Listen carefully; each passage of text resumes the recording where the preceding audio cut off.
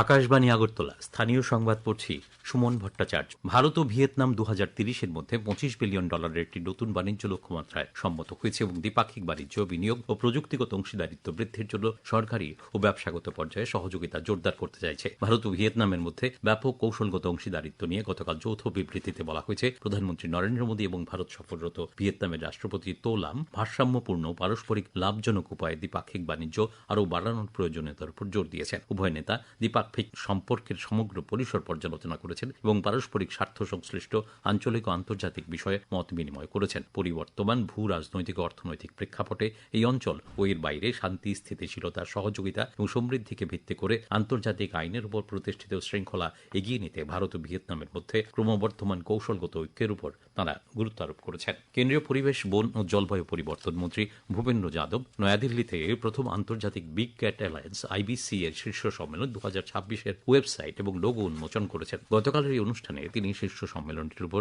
একটি প্রচারমূলক চলচ্চিত্র প্রকাশ করেন। অনুষ্ঠানে শ্রী যাদব বলেন, বিশ্বের প্রত্যেকই বড় বিড়াল বা বাঘ প্রজাতির সংরক্ষণের জন্য নিবেদিত যুগান্তকারী আন্তর্জাতিক শীর্ষ সম্মেলন এক গুরুত্বপূর্ণ মাইল ফলক। তিনি জানান, ভারত চলতি বছর 1 জুন নয়াদিল্লিতে সদস্য ও পর্যবেক্ষক দেশগুলোর রাষ্ট্রপ্রধান এবং সরকার প্রধানদের অংশগ্রহণে প্রথম IBC শীর্ষ সম্মেলনের আয়োজন করবে। কেন্দ্রীয় বিজ্ঞান ও প্রযুক্তি মন্ত্রী জিতেন্দ্র সিং বলেছেন, ভারত এক গুরুত্বপূর্ণ সন্ধিক্ষণে দাঁড়িয়ে আছে, যেখানে তার বৈজ্ঞানিক পরিমণ্ডল, মহাকাশ গবেষণা ও টিকা উদ্ভাবন থেকে শুরু করে কোয়ান্টাম প্রযুক্তি ও গভীর সমুদ্র অভিযান পর্যন্ত বিভিন্ন ক্ষেত্রে বিশ্বব্যাপী অবদান রাখছে। নয়াদিল্লিতে প্রথম Indian national science academy and capacity building কমিশনের প্রশাসনিক প্রশিক্ষণ কর্মসূচির সমাপনী অধিবেশনে গতকাল তিনি কথা বলেন। অনুষ্ঠানে প্রশাসন শাসন ব্যবস্থার উপর আনুষ্ঠানিক প্রশিক্ষণ কোর্স সম্পন্নকারী বিজ্ঞানী ও শিক্ষাবিদদের প্রথম ব্যাচকে সনদপত্র ও প্রশংসাপত্র প্রদান করেন কেন্দ্রীয় মন্ত্রী। ত্রিপুরা উপজাতি এলাকা স্বশাসিত জেলা পরিষদের মুখ্য কার্যনির্বাহী সদস্য হিসেবে রুনিল দেববর্মা গতকাল শপথ গ্রহণ করেছেন। তাছাড়া কার্যনির্বাহী সদস্য হিসেবে শপথ নিয়েছেন সিকে জাবাতিয়া। রাজ্যের আইন সচিব শঙ্করী দাস এডিসি সদর দপ্তর খুমুলুঙের নোয়াই অডিটোরিয়ামে আনুষ্ঠানিকভাবে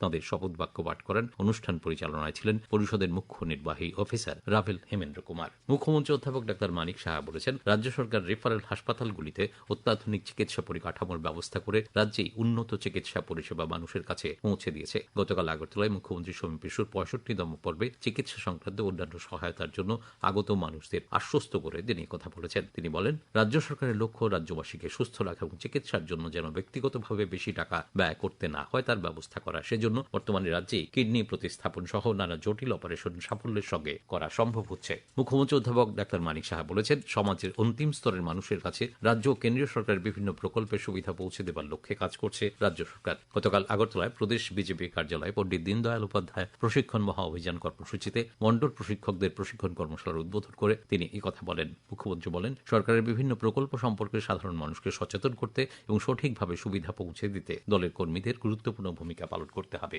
আগরতলা IGM হাসপাতালে 5 বছর বয়স পর্যন্ত শিশুদের জন্য গতকাল থেকে চাইল্ড এনরোলমেন্ট লাইট ক্লায়েন্ট কিটের মাধ্যমে আধার নিবন্ধন কর্মসূচি শুরু হয়েছে। উদ্বোধন করেন স্বাস্থ্য অধিকর্তা ডাক্তার দেবশ্রী দেববর্মা। তিনি বলেন, শিশুদের ডিজিটাল পরিচয় নিশ্চিত করতে এই উদ্যোগ একটি অত্যন্ত গুরুত্বপূর্ণ পদক্ষেপ।